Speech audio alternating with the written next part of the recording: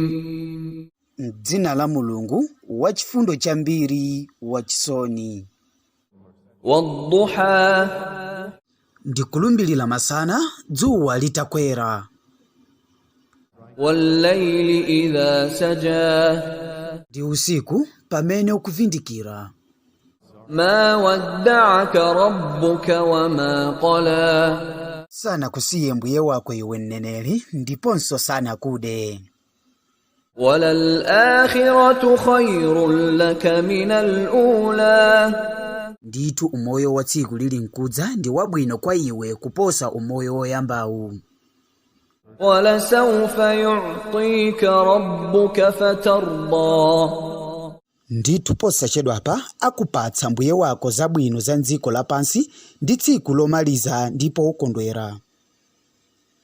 Alam yajidka yatiman fa'awa. Kodi sadakupeze uli wamasiye ndipo adakupatsa pokhala pabwino. Wa wajadaka